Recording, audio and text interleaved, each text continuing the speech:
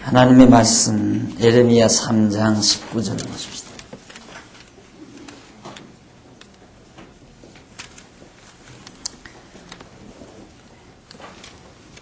내가 스스로 말하기를 내가 어떻게 하든지 너를 자녀 중에 두며 허다한 나라 중에 아름다운 산업인 이 낙토를 내게 주리라 하였고, 내가 다시 말하기를 너희가 나를 나의 아버지라 하고 나를 떠나지 말 것이니라 하였노라. 그런데 이스라엘 족속아, 마치 아내가 그 남편을 속이고 떠남같이 너희가 정령이 나를 속였느니라. 여호와의 말이니라.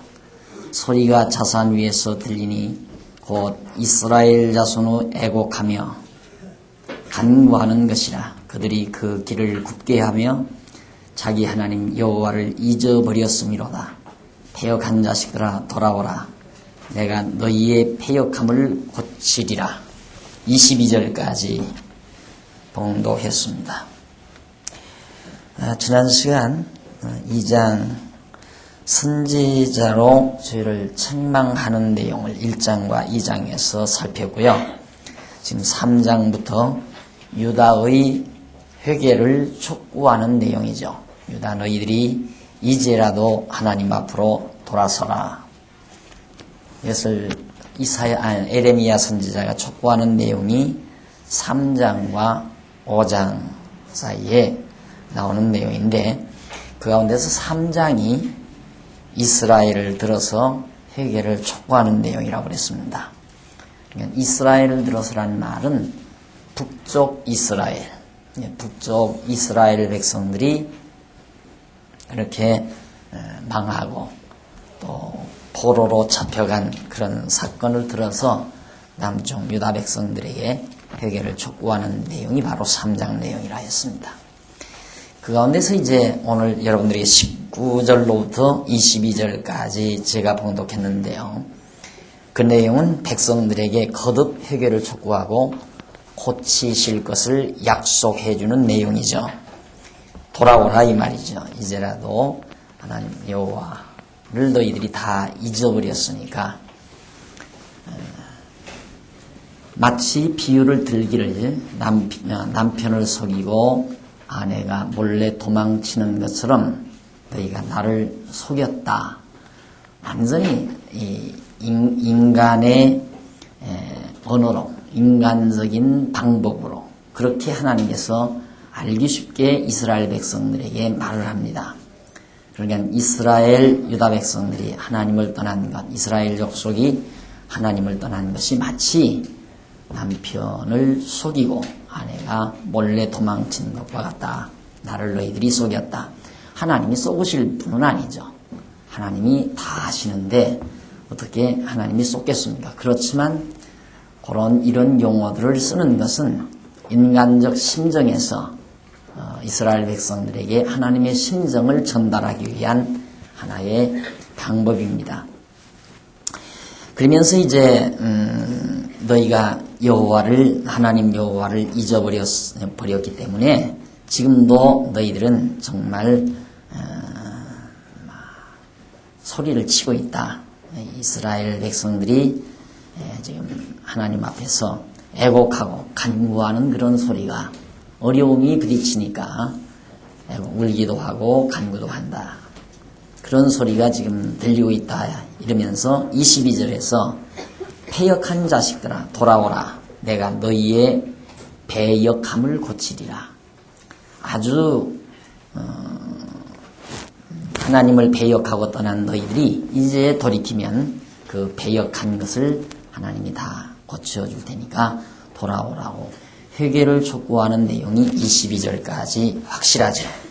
그 다음 이제 23절로 마지막 25절까지는 이스라엘이 어려서부터 죄를 뉘우치며 죽게 돌아오는 이스라엘이 어려서부터의 죄, 아주 어려서부터 지은 죄를 다 뉘우치면서 하나님께 주께로 여호와께로 돌아오는 그런 내용이 23절로 25절에 나옵니다.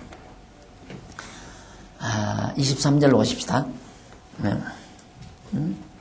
22절 중반절 한번 보십시다. 보소서 우리가 주께 왔사오니 주는 우리 하나님 여호와이시니이다. 작은 산들과 큰 산 위의 떠드는 무리에게 바라는 것은 참으로 허사라. 그러니까 작은 산들과 큰 산 위의 떠드는 무리에게 바라는 것. 그러니까 강대한 나라들, 여기 산은 작은 산, 큰 산, 이것은 크고 작은 나라들을 말합니다. 그런 나라들에게 도움을 요청하는 것은 모두가 다 헛것이다. 너희들이 살 길은 오직 여호와 하나님만 의지하고 하나님께로 돌아오는 길밖에는 너희가 살 길이 없다. 그러면서 부끄러운 그것이 우리의 어렸을 때로부터 우리 열조의 산업인 양떼와 소떼와 아들들과 딸들을 삼켜 싸운즉 우리는 수치 중에 눕겠고 우리는 수욕에 덮이울 것이니 이는 우리와 우리 열조가 어렸을 때로부터 오늘까지 우리 하나님 여호와께 범죄하여 우리 하나님 여호와의 목소리를 청종치 아니하였음이니이다. 이스라엘 백성들의 죄, 이게 얼마나 뿌리 깊은 죄인가. 어렸을 때부터 계속 하나님을 순종하지 않고 여호와의 말씀을 청종하지 않고 살아왔다. 그런 말을 하죠. 사실 이스라엘 백성들이 애굽에 내려가서부터, 애굽에 가서는 애굽의 종살이 하니까 애굽의 우상을 섬기며 살아야 하고요.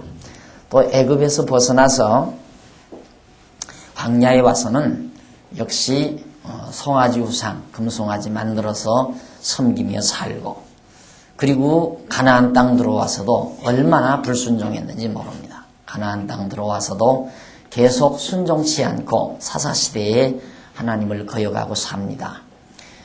그리고 다윗 때에 조금 이제 하나님을 경외하면서 번창기를 이루고, 그때 이루어 놓은 부와 영화로 솔로몬이 초기에 전반기에 영화를 누리다가 결국 솔로몬 후기에 하나님 여호와를 잊어버리게 되죠.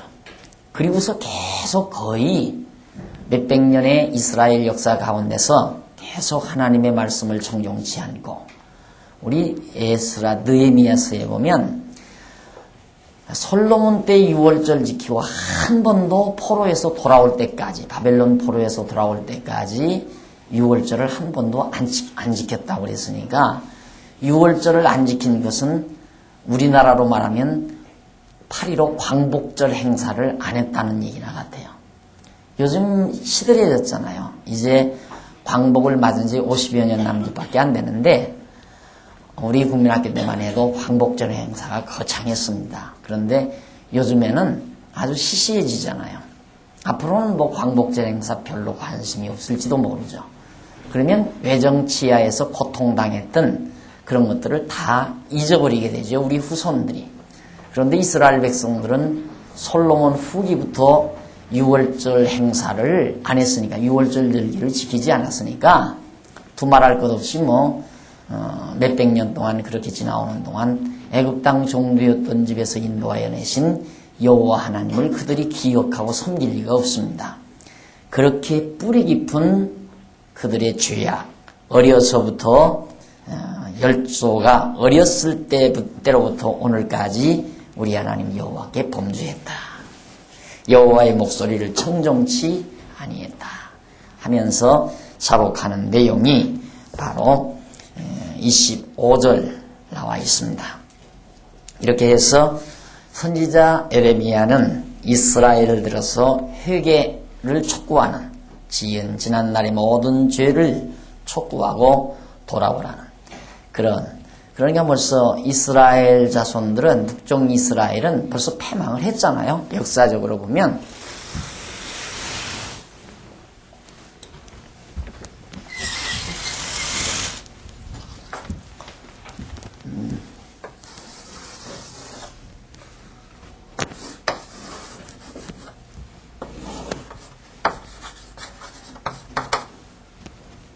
이 721년에 패망을 북쪽 이스라엘은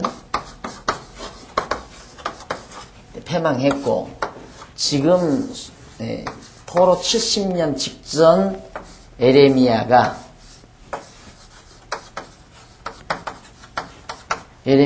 이 시대에 예언을 하니까 북이스라엘은 패망해서 지금 많은 백성들이 아수르 땅에다 흩어져서 노예도 살고 고통도 당하고 그러면서 울부짖고 괴로워한단 말입니다. 그러니까 이스라엘 족속들에게 에레미야가 촉구를 하는 거예요. 너희들 돌이키라 이 말이에요.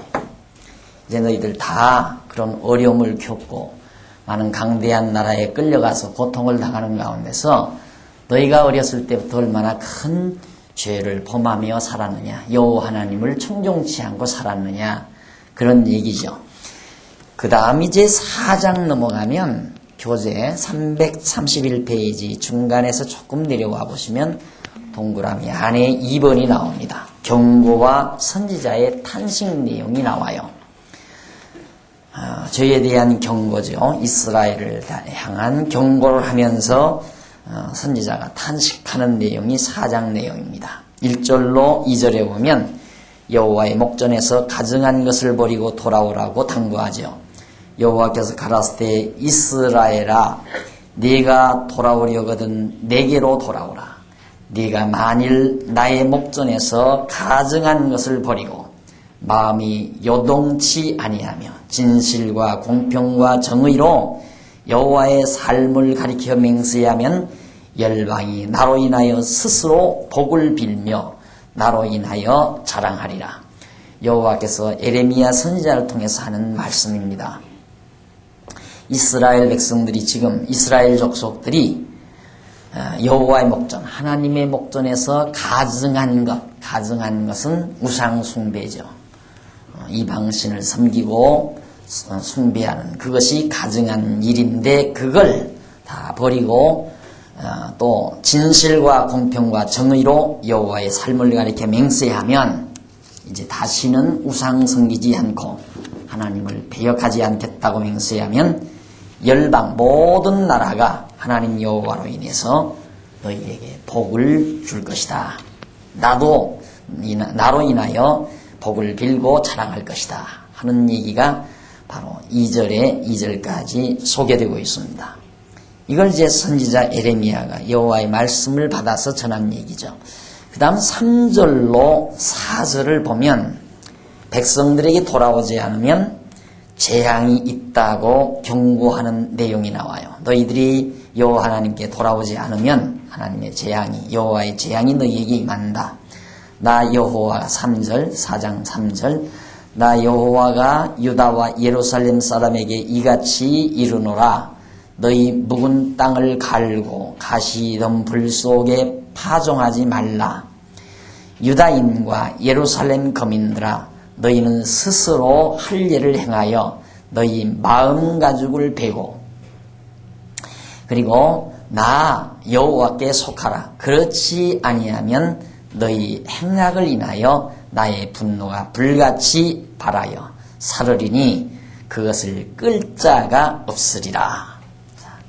유다와 예루살렘 사람에게 이같이 이르노라. 이제는 여기서는 유다와 예루살렘 백성들에게 여호와께서 말하는 내용인데 너희 묵은 땅을 갈고 가시던 불 속에 파종하지 말라.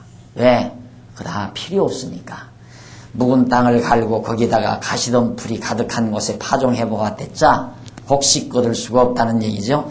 유다인과 예루살렘 거민들아 너희는 스스로 할 일을 행하여 스스로 할 일을 행하라는 말은 거룩히 구별하라는 얘기입니다. 행하여 너희 마음 가죽을 베고 나 여호와께 속하라. 이제라도 반성하고 여호와 하나님께로 돌아와야 된다. 만약에 너희가 그렇지 않으면 너희 행악을 인하여 나의 분노가 불같이 발하여 사르리니 그것을 끌 자가 없으리라. 반드시 멸망이 너희에게 임한다 이 말이죠. 바벨론이 반드시 너희에게 와서 너희를 진멸한다. 이런 진노가 너희에게 임한다. 그러니까 묵은 땅을 갈고 거기다가 파종해서 잘 먹고 잘 살 줄 알지만 너희들이 하나님께로 돌아오지 아니하면, 그리고 너희들이 나를 저버리고 하나님을 경외하지 않는 그런 죄를 그대로 너희들이 범한다면 너희에게는 여호와의 진노가 불같이 발하여 너희를 다 살라버린다.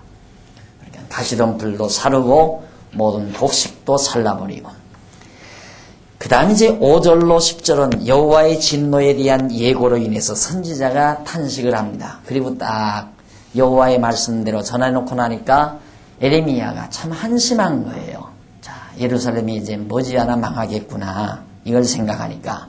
그래서 5절 너희는 유다에 선포하며 예루살렘에 공포하여 이르기를 이 땅에서 나팔을 불라 하며 또 크게 외쳐 이르기를 너희는 모이라 우리가 견고한 성으로 들어가자 하고 시온을 향하여 기호를 세우라 도피하라 지체하지 말라 내가 북방에서 재앙과 큰 멸망으로 이르게 할 것입니다.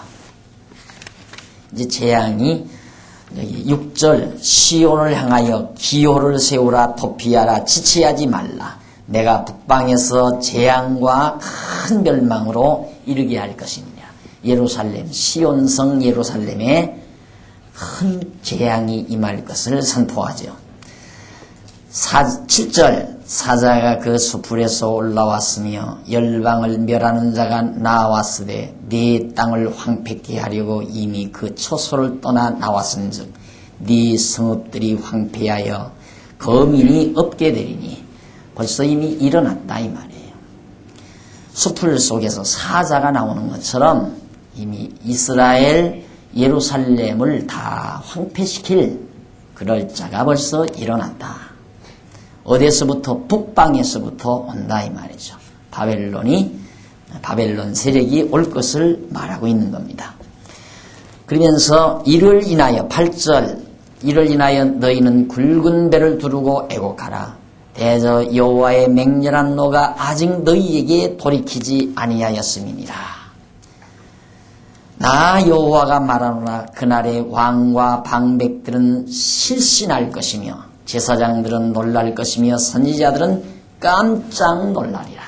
아 이게 웬일이냐 하고 갑자기 예루살렘 성에 큰 재앙이 임해서 예루살렘에 큰 멸망과 진노가 닥쳐오니까 모든 지도자들이 깜짝 놀라게 된다. 내가 가로되 슬프도소이다. 예레미야가 하는 말이에요. 주 여호와여 주께서 진실로 이 백성과 예루살렘을 크게 속이셨나이다. 이르시기를 너희에게 평강이 있으리라 하시더니 칼이 생명에 미쳤나이다. 예루살렘이라는 말은 샬롬, 평강이라는 얘기예요. 샬롬. 이 히브리 사람들이 인사할 때 샬롬 그러거든요. 예루살렘, 살렘공, 샬롬. 평강이라는 도시예요. 평강의 도시. 그래서 예루살렘은 평강의 도시란 말인데 에레미야가 하는 말이에요. 여호와께서 예루살렘을 속이셨습니다. 평강이 있으리라고 그렇게 하시더니만 이게 웬 날벼락입니까? 라는 얘기죠. 여호와 하나님께서 예루살렘을 평강의 도시로 세우시고 평강을 주심하고 하신 여호와의 약속이 다 어디로 가고 이렇게 예루살렘에 무서운 칼이 생명에 미치게 하십니까? 라고 에레미야가 탄식하는 겁니다. 그러니까 물론 하나님이 평강을 주시죠. 그런데 평강을 주실 뿐만 아니라 재앙도 주신다고 약속을 했거든요. 지난번 말씀드린 대로 모세를 통하여 쭉 가보면 모세가 나와요. 모세 때 모압 땅 언약이 나와요. 모압 땅 언약. 이 모압 땅 언약은 복과 저주지요. 복하고 저주하고. 너희들이 이렇게 할 때에 복을 주고 너희들이 이렇게 할 때에 저주를 준다. 하나님께서 저걸 언약을 하신 거예요. 언약이에요, 이게. 딱. 복도 주고 저주도 준다는 언약이에요. 이게 모압 땅 언약이란 말입니다. 이것은 하나님께서 이제 이스라엘 백성들 그 이전 아브라함, 이 아브라함에게 했던 3대 언약, 3대 언약하고는 성질이 좀 다르죠. 3대 언약은 생육하고 원성하고 땅을 정복하게 해서 영원토록 다스리게 해준다. 이게 기본 큰 언약이에요. 그 언약을 이루어 가시는 과정에서 이 모압 땅 언약을 하나님께 복과 저주를 주는 거예요.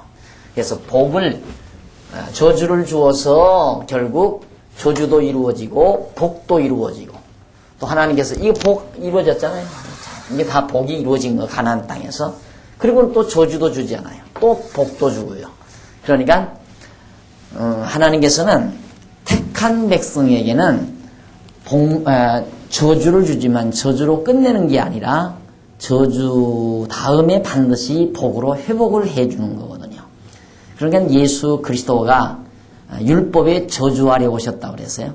예수님이 저주받아 죽으신 거거든요. 십자가에 죽으신 것이. 저주받은 바 위에서 죽으셨지만은 하나님이 그를 3일 만에 다시 살려내 주셨습니다. 이것이 택한 백성에 대한 하나님의 한 언약의 원리예요. 그러니까 이스라엘 백성에게도 모압 땅 언약에서 복만 준다는 게 아니라 저주도 줘요. 그러니까 이 두 가지가 반드시 이루어져야 돼요. 언약이니까. 그래서 어떻게 여호와를 잘 경외하며 섬기며 살 때에는 복을 주고, 여호와를 멀리하고 우상을 섬길 때에 저주를 주겠다. 이제 그대로 언약대로 지금 여기 저주를 주려는 거거든요.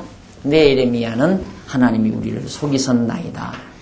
평강이라고 평강을 주신다더니만은 이게 웬 날벼락입니까? 라는 식의 탄식을 예레미야가 지금 10절에서 밝히고 있습니다. 그 다음 이제 11절로 18절까지 보면 이방의 침입을 경고하면서 유다 백성들의 회개를 촉구하죠. 그러니까 바벨론 모든 군대들이 예루살렘에 들어오니까 빨리 유다 백성들아, 예루살렘 유다 백성들아 회개해라, 그런 얘기예요. 그때의 11절, 그때의 이 백성과 예루살렘에 이를 자 있어서 뜨거운 바람이 광야 자산에서 내 딸 백성에게 불어온다 하리라. 광야 자산, 그러니까 자산은 많은 나라들의 군대들을 의미하는 겁니다. 그들이 이제 뜨거운 바람, 진노의 바람이죠. 이런 바람이 예루살렘을 향해서 불어온다 하리라. 이는 키질하기 위함이요, 쭉정이다 골라내기 위함이요, 키질하기 위함도 아니요, 정결케 하려 함도 아니며, 이보다 더 강한 바람이 나를 위하여 오리니 이제 내가 그들에게 심판을 베풀리라. 그러니까 뭐 조금 쭉정이 날리기 위한 것이 아니다. 심판, 예루살렘 몽땅 다 멸망시킨다 이 말이야. 보라, 그가 구름같이 올라오나니 그 병거는 회리바람 같고 그 말들은 독수리보다 빠르도다. 우리에게 화 있도다. 우리는 멸망하도다 하리라. 예루살렘아 14절, 예루살렘아 내 마음의 악을 씻어버리라. 그리하면 구원을 얻으리라. 네 악한 생각이 네 속에서 얼마나 오래오래 머물겠느냐. 단에서 소리를 선포하며 에브라임 산에서 재앙을 공포하는도다. 너희는 열방에 고하며 또 예루살렘에 알게 하기를 애워싸고 치는 자들이 먼 땅에서부터 와서 유다 성읍들을 향하여 소리를 지른다 하라. 그들이 밭을 지키는 자같이 예루살렘을 애워싸나니 이는 그가 나를 거역한 연곤이라. 여호와의 말이니라. 네 길과 행사가 이 일들을 부르게 하였나니 이는 너의 악함이라. 그 고통이 네 마음까지 미치느니라. 예루살렘 백성들에게 이제 이미 하나님의 진노가 불어닥쳤다. 예루살렘에.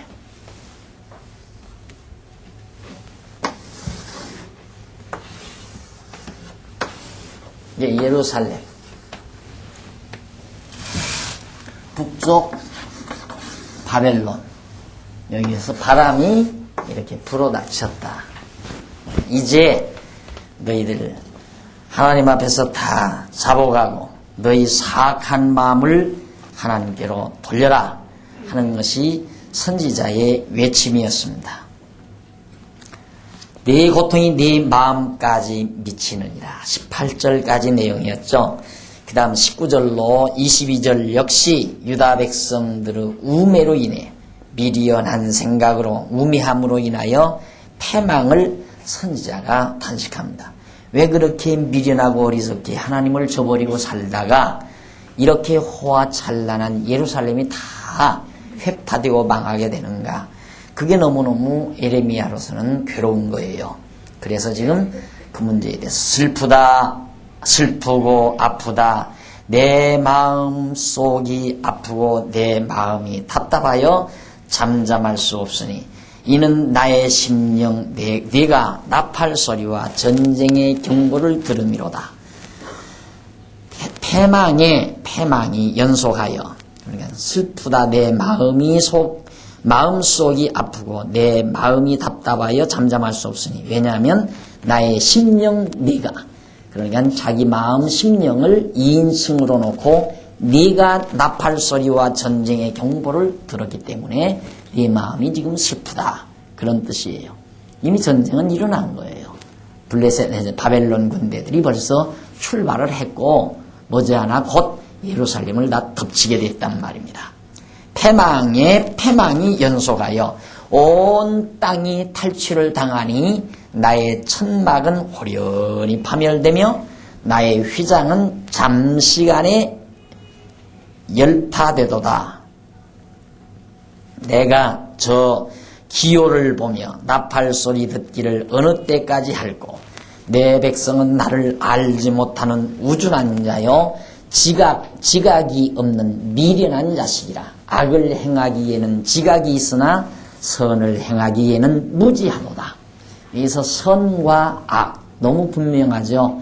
하나님을 잊어버리고 여호와를 경외하지 아니하는 것이 악이고 여호와를 경외하며 그를 아는 것이 선이에요. 여호와를 알고 경외하는 것이 선이고 잊어버리고 경외치 않고 이방신을 섬기는 것이 악이고. 그런데 내 백성이 너무너무 우준해서 미련해서 하나님 여호와를 다 잊어버리고 경외치 않는다. 그리고 악을 행하기에 빠르다 이 말이에요. 자, 23절 25절까지 이스라엘이 23절로부터 31절 마지막 절까지 유다의 패망에 대한 모습을 바라보면서 선지자가 계속해서 탄식을 합니다. 유다 예루살렘이 다 패망을 해요. 이걸 보면서 탄식하는 내용이에요.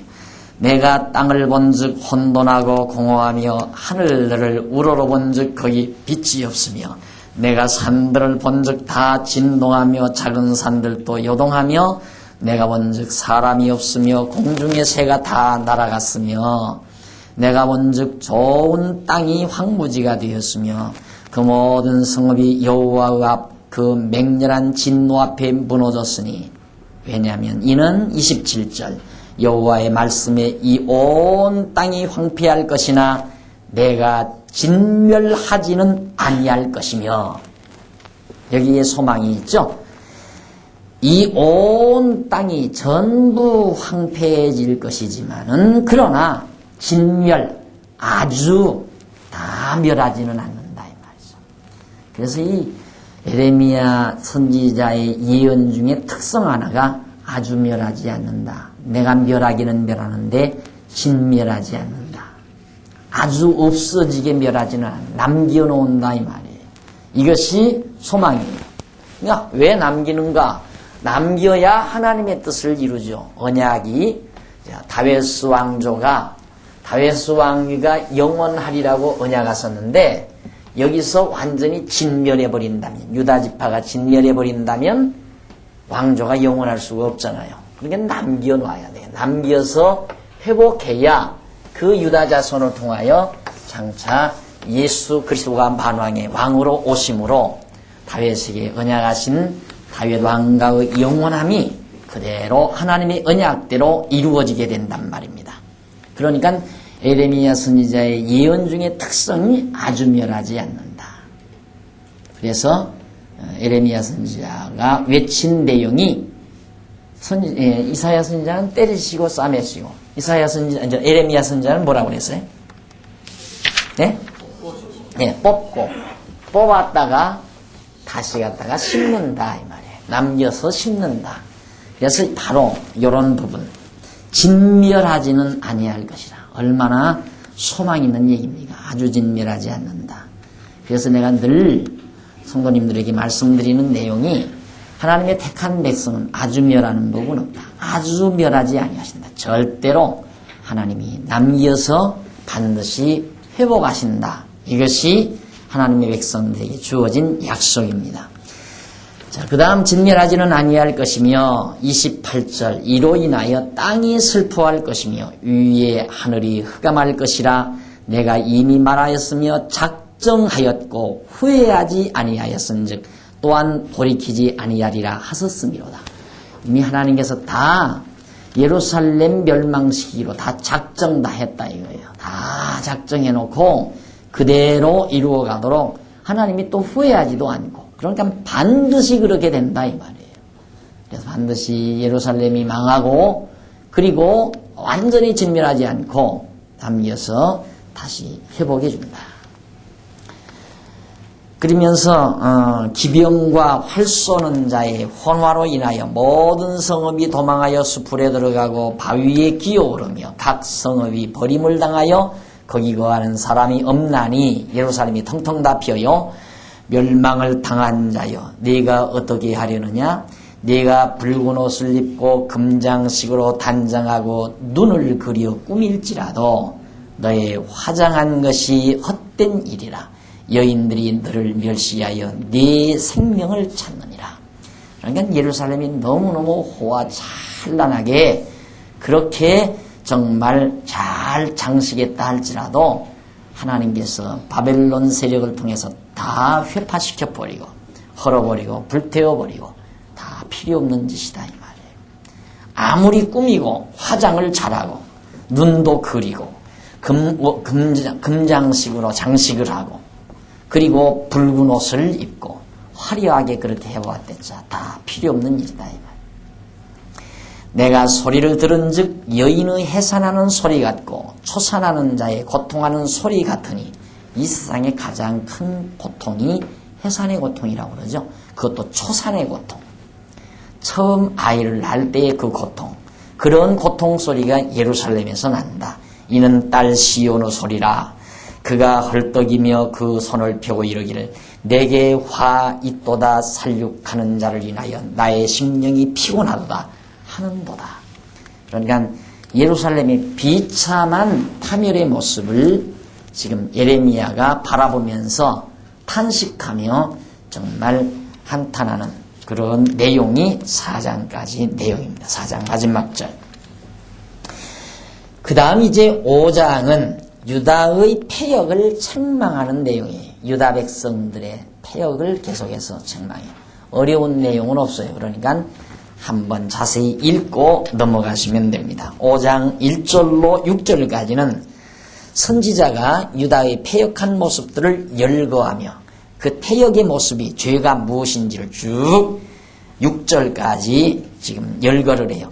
너희는 예루살렘 거리로 빨리 왕래하며 그 넓은 거리에서 찾아보고 알라. 너희가 만일 공의를 행하며 진리를 구하는 자를 한 사람이라도 찾으면 내가 이 성을 사하리라. 자, 그러니까 얼마나 패역했어요. 한 사람이 없다. 우리 한 사람이 예루살렘에 하나님을 찾고 하나님을 경외하는 자가, 공의를 찾고 진리를 구하는 자가 한 사람이 없었다. 그들이 여호와의 사심으로 맹세할지라도 실상은 거짓 맹세니라. 형식적이죠. 그러니까 마음은 딴 데 있고 진실이 없는 맹세. 여호와여 주의 눈이 성실을 돌아보지 아니하시나이까. 주께서 그들을 치셨을지라도 그들이 아플 줄을 알지 못하며 그들을 거의 멸하셨을지라도 그들이 징계를 받지 아니하고 그 얼굴을 반석보다 굳게 하여 돌아오기를 싫어하므로 내가 말하기를 이 무리는 비천하고 우준한 것뿐이라. 여호와의 길 자기 하나님의 법을 알지 못하니 내가 귀인들에게 가서 그들에게 말하리라. 그들은 여호와의 길 자기 하나님의 법을 안다 하였더니 그들도 일제히 그 멍에를 꺾고 결박을 끊은지라. 그러므로 수풀에서 나오는 사자가 그들을 죽이며 사그 이리가 그들을 멸하며 사마그 이리가 그들을 멸하며 표범이 성읍들을 엿본즉 그리로 나오는 자마다 찢기오리니 이는 그들의 허물이 많고 패역이 심함이니이다. 사람이 한번 강팍해지면요 정말 두꺼워지죠. 깨닫지도 못하고 절대 완악해진다. 우리 완악해진다. 강팍해되고 완악해진다. 그래서 아주 그냥 고집스러워지고 이스라엘 유다 백성들이 그렇게 된다는 얘기예요. 아무리 외쳐도 듣지도 않고 돌이키지도 않고 한 사람도 여호와를 찾는 자도 없고 설령 맹세를 해도 다 위선적으로 가식으로 하고 그렇게 해서 결국은 몰려오는 대적들에게 다 찢기고 죽이고 질밟힘을 당하고 그렇게 되어진다. 7절 13절까지 유다의 패역함 때문에 징계할 수밖에 없다고 경고를 합니다. 내가 어찌 너를 사하겠느냐. 네 자녀가 나를 버리고 신이 아닌 것들로 맹세하였으며 우상에게 가서 맹세한단 말이죠. 내가 그들을 배불리 먹인즉 그들이 행음하며 창기의 집에 허다히 모이며 그들은 살지고 두루 다니는 수말같이 자기 이웃의 아내를 따라 부르짖는도다. 나 여호와가 이르노라. 내가 어찌 이 일들을 인하여 벌하지 아니하겠으며 내 마음이 이런 나라에 보수하지 않겠느냐. 하나님께서 배불리 먹이고 편안하게 해주니까 나가지고 전부 행음하고 우상 섬긴다 이 말이에요. 우상 섬기는 데 가서 그 집에 모여서 우상과 짝하고 그런 하나님이 싫어하는 그런 패역한 간음 행위를 영적 간음 행위죠. 그러니까 하나님을 경외할 자가 우상을 섬기니까 이런 짓을 너희가 하는데 내가 어떻게 가만 놔두겠느냐. 가만 놔둘 수 없지 않느냐 이 말이죠. 그래서 다 정말 벌하겠다. 멸망시키고 벌을 하겠다 하는 것이 지금 9절까지의 내용이고요. 계속되는 내용. 너희는 그 성벽에 올라가 회파하되 다 회파하지 말고 그 가지만 꺾어버리라. 여호와의 것이 아님이니라. 나 여호와가 말하노라. 너희는 그 성벽에 올라가 회파하되 다 회파하지 말고 그 가지만 남기라 이 말이죠. 나 여호와가 말하노라. 이스라엘 족속과 유다 족속이 내게 심히 패역하였느니라. 그들이 여호와를 인정치 아니하며 말하기를 여호와는 계신 것이 아닌즉 재앙이 우리에게 임하지 않을 것이요 우리가 칼과 기근을 보지 아니할 것이며 선지자들은 바람이라 말씀이 그들의 속에 있지 아니한즉 그같이 그들이 당하리라 하느니라. 그러니까 사람이 배기점 정말 뭐 하나님이 있을까? 거기서부터가 이제 문제가 되는 거예요. 이스라엘 백성들이 하나님은 계시지 않다. 그래서 어리석은 자는 하나님이 없다 하도다. 시편에 보면 그런 내용이 나오죠. 어리석은 자는 하나님이 없다 하도다. 어제 어느 자매를 만났는데 신앙상담을 하면서 제가 오랜 동안 예수를 믿었다고 그래요. 그래서 정말 하나님이 계시는 게 확실히 믿어지느냐니까 확실히 믿어진다기보다는 하나님이 계실 것이다. 그렇다는 거예요. 하나님이 계실 것이다. 계실 것이다라는 말은 믿어지는 게 아니에요. 그건 가상이죠. 가상. 그럴 것이다.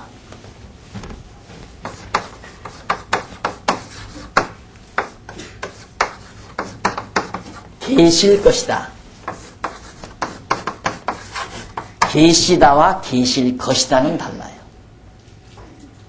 그러니까 대부분의 많은 사람들이 하나님이 계실 것이다 하다가 어떤 하나님, 나를 도와주고 나 어려울 때 붙들어주고 나를 편안하게 해주고 나에게 복을 가져다주는 신이 계실 것이다 라고 생각을 할 때, 그러니까 조금 어려울 때는 계실 것이다 해서 정말 기대를 해요. 그런데 영영 자기 기대만큼 어떤 좋은 행운이 자기에게 돌아오지 아니하면 신이 이기는 뭐가 있어. 이렇게 되는 거죠. 계실 것이다 했으니까 그 다음에는 아마 없는 것 같다 그랬다. 없다 해버리고 말아요. 그러니까 계실 것이다라고 가지고는 안 되죠. 그러니까 어리석은 자는 하나님이 없다 하도다. 이스라엘 유다 백성들의 가장 큰 죄악이 하나님이 있기는 어디 있느냐. 그들이 여호와를 인정치 아니하며 말하기를 여호와는 계신 것이 아닌즉 재앙이 우리에게 안 온다. 안 계시니까 하나님. 그래서 이 인정한다는 것이 참 제일 중요하다고 늘 강조하잖아요. 범사에 그를 인정하는 것. 하나님이여 이 나라의 경제적인 어려움을 아버지께서 하나님 여호와께서 주셨습니다. 하나님 여호와께서 주셨습니다. 인정하는 게 그게 신앙이에요. 하나님께서 오늘 나에게 이렇게 건강을 주셨습니다. 이게 신앙이에요. 그 이상도 그 이하도 없어요. 모든 일에 여호와 하나님을 인정하는 것이 그게 신앙생활이에요. 그런데 대부분의 성도들이 신앙생활이 어렵다 하는 건 쓸데없는 일에 어려움을 겪는 거예요. 쓸데없는 일에. 계속 쓸데없는 일에.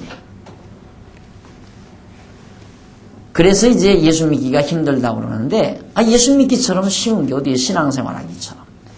마음으로 인정하면 되는 건데. 마음으로. 내가 병들어도 하나님께서 나에게 이 병을 허락하셨구나. 무슨 뜻으로 주셨을까? 이 병석에 누워서 내가 하나님을 좀 더 깊이 생각하는 계기를 마련하고 하나님을 생각하며 여호와를 인정하고 병상에 누워있는 그 자세가 그것이 신앙생활이에요. 아침밥 한 그릇을 먹어도 오늘 아침 나에게 이렇게 풍성한 아침 식사를 하나님께서 주셨구나. 잠시 눈을 감고 이 아침도 때를 거르지 않고 주셨습니다. 감사합니다. 먹고 건강한 몸으로 주의 영광 위에 살게 해주십시오. 한마디 하고 기도하고 먹는 거 버릇으로 하면 안 되죠. 중심으로 인정을 해야 돼요. 자녀들이 다 건강하게 되나 하나님께서 우리 자녀들을 건강하게 길러주셨구나. 모든 범사 그렇게 인정하고 살면 신앙생활 제일 잘하는 거예요. 제일로 와서 교회 와서 이것저것 하고 설치고 이런 건 자칫 잘못하면 신앙과 멀어진 행동으로 나올 수 있어요. 이제 교회를 통해서 서로 열심으로 봉사하고 하는 것은 하나님을 인정하는 가운데서 다 그리스도 안에서 한 지체로서의 사랑에 기초한 행위가 나와야 돼요. 내가 이렇게 함으로 어느 형제를 도울 수 있고 형제의 신앙을 부축해 줄 수 있고 이런 생각에서 사랑하는 마음에서 이게 나와야지 어떤 경쟁심이라든가 너보다 내가 잘났다는 것을 나타내기 위한 것이라든가 자기 어떤 스트레스를 푸는 방법이라든가 이것은 다 정상적인 것이 아니에요. 진짜 사랑이 결여된 봉사는 아무것도 아니에요. 그건 아무것도 아니에요. 소리나는 울리는 괭과리와 내 이렇게 성경 구절을 못 해요. 울리는 괭과리 소리나는 징? 소리나는 징이 어디 있어요? 소리나는 구리와 울리는 괭과리와 같다. 사랑이 결여된 행위는 다 연보 행위도 마찬가지고 교회 와서 접시 하나를 씻는 일도 마찬가지고 또 쓰레기 하나를 줍는 일도 마찬가지고 어떤 일이든지 사랑이 결여된 일은 할 필요가 없어요. 의미가 없는 거니까 그리스도 안에서는. 그런데 교회 안에서 시기하고 질투하고 증오하고 경쟁하고 무슨 병신짓이에요 그게. 그것처럼 병신짓이 없어. 여러분 여기 병신 계세요? 이해하고 들으십시오. 병신처럼 보기 힘든 게 없어요. 다리는 구부러져가 팔은 구부러져가 한쪽 다리를 쫄룩쫄룩 걸어가는 사람 보세요. 아이고 진짜 보기 거북스럽죠? 마찬가지예요. 목회하는 목사도 역시 보기 거북스러울 때가 많아요. 아이고 저 짓을 왜 저렇게 하나. 쓸데없는 짓을 왜 하나. 사랑이 결여된 일 서로 분쟁하고 서로 시기하고 질투하며 하면 그건 사랑이 결여된 거예요. 서로 화목하고 서로 즐거워하고 서로 정말 마음을 모으고 이것이 그리스도 안에서 봉사하지. 그러니까 사랑이 없이 할 바에는 아예 하지 말아요. 사랑 없이 할 바에는 하지 말아요. 아무것도 안 해도 돼요. 사랑 없는 연보도 할 필요 없어요. 뭐 하러 해요? 사랑 없이 뭐 하러 해요? 하나님한테 와이로 쓰는 거예요? 와이로가 일모만이 하면서요. 백 쓰는 거예요? 하나님 그거 가지고 백 안 통해요. 돈 몇 푼 가지고 통하는 하나님 아니에요. 여러분들이 내는 연보 가지고 사랑 감동시킬 수 있는 연보액이 아니잖아요. 몇 조 원이라도 갖다 낸다면 백성들이 감동할지 모르지만 그건 뭐 몇천 원 몇만 원 갖다 냈다고 해서 누가 감동하겠어요? 짜장면 값 받고 누가 감동하겠느냐 말이에요. 그러니까 그거 갖고 하나님 감동할 뿐도 아니고 사랑하는 마음 없으면 하지 마세요. 안 해도 상관없어요. 아무 상관없어요. 이 연보도 사랑하기 때문에 하는 거예요. 서로 짐을 나누기 위해서. 내가 안 하면 남이 누군가가 더 무거운 짐을 지니까. 그래서 사랑의 짐을 나누기 위해서 연보도 하는 거고, 봉사도 사랑하기 때문에 봉사하는 거고. 애기들 빨래 양말 왜 빨아요? 애기들 사랑하니까, 자녀들 사랑하니까 하잖아요. 사랑이 결여된 건 안 된다 이 말이에요.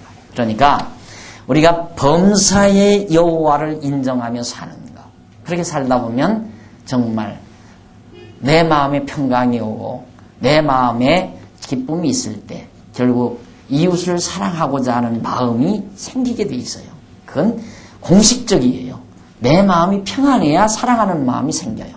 그러나 내 마음이 평안치 아니하면 절대 사랑하는 마음이 생기질 않습니다.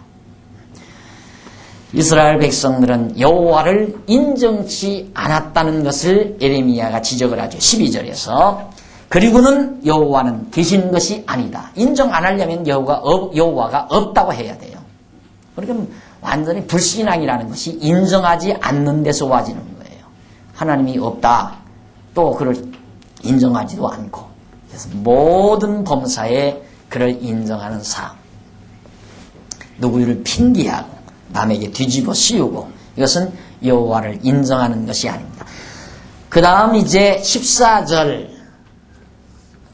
14절로부터 19절까지 보면 패역한 유다에게 내릴 하나님의 징계의 모습을 말하고 있습니다. 패역한 유다에게 내릴 하나님의 징계의 모습.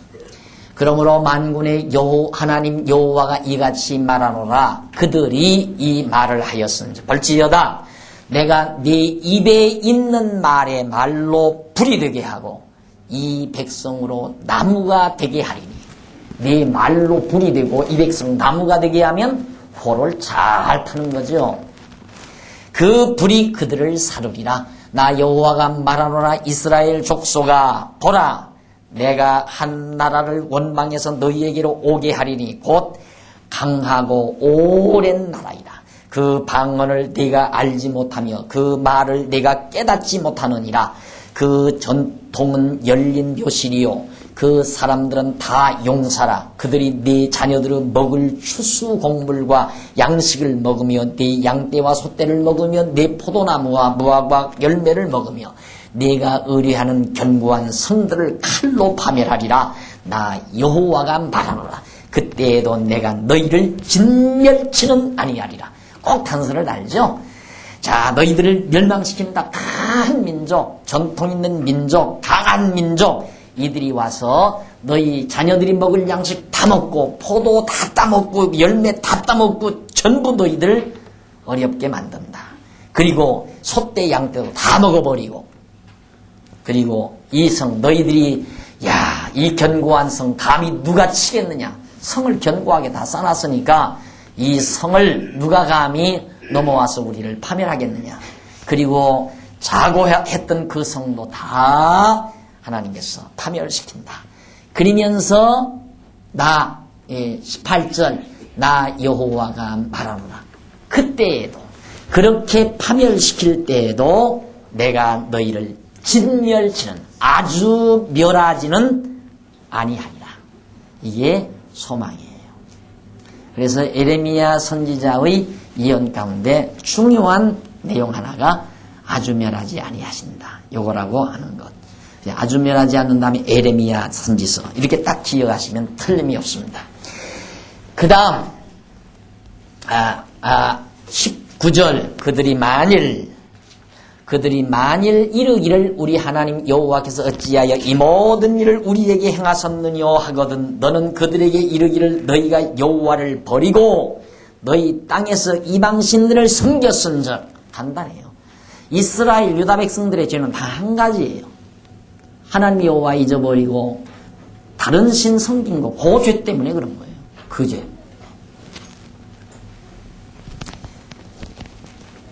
여호와를 버리고 너희 땅에서 이방신들을 섬겼은즉 이와 같이 너희 것이 아닌 땅에서 이방인들을 섬기리라 하라. 이방민족 강한 바벨론이 와서 다 덮치는 것은 이방신을 자꾸 섬기니까 이방신 섬길 바에야 이방신 너희들이 섬길 바에야 저 바벨론 땅에 가서 이 땅에 가서 여기서는 여호와 섬기는 성이지 예루살렘 성이라는 예루살렘 성전이 있는 곳이니까 여기서는 여호와를 섬기는 곳인데 여호와를 안 섬기고 이방신 섬길 바에야 아야 잘 찾아가셔서 샥 한번 섬겨보라고 말이에요. 바벨론 이방신 가서 샥 이방민족 섬기면서 샥 섬겨봐라. 그래야 깨달으니까. 이게 바로 예수님께서 탕자 비유를 든 비유나 똑같은 거예요. 아버지 말씀 안 듣고 제 고집대로 살려니까 그러면 내 고집대로 살아보라 하고 던지는 거예요. 왜? 가르치기 위한 거예요. 깨닫게 하기 위한 것. 그러니까 하나님께서 우리에게 때때로 어려움을 주는 것도 다 깨닫게 하려는 거예요. 내 능력대로 안 된다는 것도 깨닫게 하고 내가 못돼 먹었다는 것도 깨닫게 하고 내가 너무너무 하나님을 멀리했다는 것도 깨닫게 하고 모든 걸 깨닫게 하기 위해서 하나님은 우리를 어두운 날도 주시고 밝은 날도 주시고 곤고한 날도 주시고 형통한 날도 주시는 겁니다. 그걸 안 해보면 못 깨달아요. 관념적으로만 알지 실제로 알아지는 게 아니에요. 불 보고 뜨겁다 알죠. 뜨겁다 정말 뜨거울까? 모르지요. 대봐야 손가락을 대봐야 뜨거운지 알아요. 그래서 늘 말씀드리잖아요. 애기들 항상 손댈까 봐서 못 만지게 하면 그놈 꼭 붙들고 있어야 돼요. 옛날 등잔불을 켜고 살 때에는 애기 꼭 붙들고 있어요. 언제 가서 그놈 만질지 모르니까. 그러나 그렇게 어렵게 살 필요 어렵게 애기 키울 필요 없어요. 내버려둬요. 한 번만 딱 내버려두면 그 다음에는 갖다 옆에 가려고도 안 해요. 가라고 해도 안 가요. 왜? 한 번 딱 경험하니까. 하나님도 우리를 그렇게 교육을 시키는 거예요. 우리 경험 안 하면 모르니까. 너무 미련해서. 미련한 사람은 한 번 경험했는데도 또 하거든. 이 다음에도 두 번째도 또 그럴까? 그러고 가서 두 번째 또 한다고. 그래서 보통은 영특한 사람은 한 번 정도로 끝나는데 미련한 사람은 세 탕, 네 탕을 해요. 한평생 살면서. 그게 얼마나 미련하고 우직스러운 사람이에요. 한 번으로 끝내요. 한 번으로 딱. 한 번 딱 만지면 뜨겁더라. 다시는 안 만져야지요. 그런데 기어코 또 안 믿어지니까 또 가서 만지고 또 잊어버리고 또 가서 하고. 이스라엘 백성은 바로 그 모습이에요. 돌아왔다가 다시 또 그러고 그럴 수밖에 없죠. 한 세대가 자꾸 몇백 년 동안 세대가 바뀌니까 알았던 사람은 죽고 모르는 사람이 다시 태어나서 사니까 또 하나님 저버리고 그 사람들을 가르치려니까 또 한 번 하나님께서 가서 연습시키고.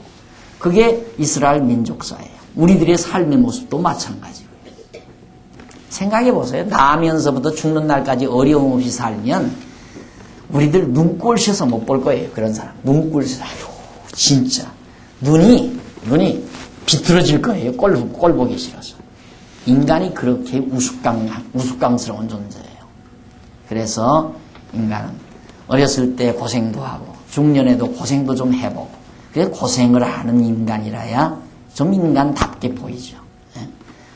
또 근데 철부지한 인간은 또 철딱서니 없이 살아요. 또 그것도 또 미련한 인간이니까 그렇고요. 그러니까 하나님께서 이스라엘 백성들 멸하는데 그때에도 그 말이에요. 그때에도 내가 너희를 진멸치는 아니하리라. 19절 그들이 만일 이르기를 우리 하나님 여호와께서 어찌하여 모든 일을 우리에게 행하는가 너희들이 이방신을 섬겼으니까 그런다 그 말이에요. 그러니까 샥 가서 섬겨봐라 하고 이방인들을 섬기라고 보내는 거다. 20절 교재는 332페이지 제일 상단입니다. 20절로부터 30절까지 보면 유다 백성의 우준함을 인한 패역에 대해서 책망합니다. 얼마나 미련한가. 미련하면 패역해질 수밖에 없습니다. 20절 너는 이를 야곱 집에 선포하며 유다에 공포하여 이르기를 우준하여 지각이 없으며 눈이 있어도 보지 못하며 귀가 있어도 듣지 못하는 백성이여 이를 들을지어다. 여호와께서 말씀하시되 너희가 나를 두려워 아니하느냐 내 앞에서 떨지 아니하겠느냐. 내가 모래를 두어 바다의 계한을 삼되 그것으로 영원한 기한을 삼고 지나치지 못하게 하였으므로 파도가 흉흉하나 그것을 이기지 못하며 뛰노나 그것을 넘기지 못하느니라. 자, 하나님께서 이사야 선지자를 통해, 예레미야 선지자를 통해서 말씀하는 내용이 여호와께서 말씀하시되 너희가 나를 두려워하냐. 내가 어떤 분인데. 생각이 많아. 그 모래알갱이. 이 조그만 시간 모래알갱이로 물의 경계를 딱 정해놓는다. 이 해변가. 그런데 바닷물 강한 파도가 그걸 이겨내지 못하지 않느냐. 그게 누가 그렇게 해놓은 줄 아냐. 하나님이 그렇게 했다. 이게 하나님이. 우리가 생각할 때는 하나님이 바닷가는 막 강한 바위돌로 쫙, 물론 바위로 된 그런 데도 있죠. 바위성 같은 건. 그런데 해변 모래사장으로 쫙 돼 있는 해변이 참 많잖아요. 하나님이 그 힘없는 작은 알갱이 모래알들로 바다의 경계를 정해서 파도도 그걸 이기지 못하도록 한 자가 누구냐. 내가 그렇게 했다 이 말이야. 내가. 그런 난데 너희들이 나를 무시하느냐 이 말이에요. 근데 그렇게 모래알도 하나님이 일일이 다 간섭해서 주관하는데 하나님이 간섭지 않는 게 어디 있어요. 우리 머리칼까지 다 간섭하시는데 공중에 나는 새 한 마리도 하나님이 허락지 않으면 떨어지는 법이 없는데 왜 새라고 했는지 모르겠어. 나 같으면 하루살이라고 했으면 더 좋았겠는데 번역을 잘못했나. 하루살이 모기새끼 그거 한 마리도 하나님의 허락 없이는. 그러니까 하나님께서 모기새끼도 그래. 모기새끼나 모기나 모기 저 녀석은 이제 오늘 저녁으로 죽어야 된다 딱 정해놓으면 모기장을 뚫고 두르게 만들어요. 그래서 내 장단지에 함께 만들어서 탁 때려서 죽게 만들어버려요. 그게 하나님이 하시는 일이다. 죽이기는 내가 죽였죠. 그러나 죽게 하신 분은 하나님이시라. 근데 우리는 자꾸만 보이지 아니하는 하나님이 하시는 섭리는 우리는 생각지 않고 내가 때려 죽였는데 모기를 왜 하나님이 죽였다고 하느냐. 하나님의 허락 없이는 그 모기가 때려도 홀 날아가서 도망가 버려요. 여러분 모기 잡으려고 싹 가서 딱 하면 어느 순간에 날아가 버렸죠. 왜? 그 시간에 죽도록 하나님이 정해놨지라는 거예요. 안 믿으셔서 웃는 거예요 지금? 비웃는 거예요 저런 웃음은 지금. 맞아서 웃는 거예요? 비웃으면 안 돼요. 그렇게 믿어져야 돼요. 그래야 하나님을 제대로 믿는 거예요. 그러니까 모기장에 모기 한 마리 두는 것도 누구 뜻이다? 다른 사람은 대답 안 하네. 저런 못 오는 줄 알아요. 그러면 대답 안 해요. 모기 문제가 아니에요. 먼지 하나까지라도 하나님이 다 주관하고 다스리는데. 그게 하나님의 능력이에요. 모래사장, 모래 그걸 다 하나님이 주관하고 다스려서 큰 파도가 모래를 이기지 못하게 만들어 놓으셨다. 그게 하나님이 하신 일이다. 그런데 너희들은 나를 무시했느냐 이 말이죠. 그러나 23절 너희 백성은 배반하며 내가 이렇게 아주 위대하고 전능자인데 그러나 너희 백성은 배반하며 패역하는 마음이 있어서 이미 배반하고 갔으며 또 너희 마음으로 우리에게 이른 비와 늦은 비를 때를 따라 주시며 우리를 위하여 추수기한을 정하시는 우리 하나님 여호와를 경외하자 말하지도 아니하니 너희 허물이 이러한 일들을 물리쳤고 너희 죄가 너희에게 온 좋은 것을 막았느니라. 자, 하나님께서 아무리 말을 해도 앞에 있었죠. 21절에 우준하여 지각이 없으면 눈이 있어도 보지 못하며 귀가 있어도 듣지 못하는 백성이요. 왜? 보지 못하고 듣지 못하게 해서 듣지 못하는 거죠. 그러니까 하나님께서 듣지 못하고 보지 못하게 해놓으시고 책망을 하는 거예요. 왜?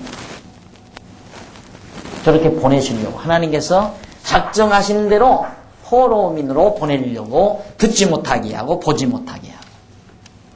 그러니까 성경 가르쳐서 못 깨닫는 사람은 여러분이 약만 깨닫게 하려고 해도 필요 없어요. 싸움할 거 없어요. 슬슬 해주고 듣기 싫으면 그만두라고 내버려둬 버려요. 나도 처음에는 그냥 막 고함 치면 다 쏙쏙 들어가는 줄 알고 고함을 막 질렀잖아요. 지금은 아주 약아가지고 살살살살 듣기 싫으면 그만둬. 안 나와도 돼. 배짱이에요. 왜? 하나님께서 귀 막고 눈 멀게 해서 못 보게 하고 못 듣게 하는 사람 내가 아무리 고함을 지르고 별의별 짓 다 한다고 해서 듣겠어요? 안 들어요. 왜? 갔다 오게 하려고. 돼지우리 갔다 오게 하려고 못 듣게 하고 못 깨닫게 하는 거예요. 하나님께서. 그러면서 결국 하나님께서는 하나님을 배반하고 떠난 그들을 책망하면서 이른 비와 늦은 비를 때를 따라 24절에 나오죠. 이른 비와 늦은 비를 때를 따라 잘 곡식을 있게 만드시는 하나님도 너희들이 다 섬기지 아니한다. 이러면서 책망하는 내용이 거기 나옵니다. 목이 타네요. 차 한 잔 들고요. 계속하십시다.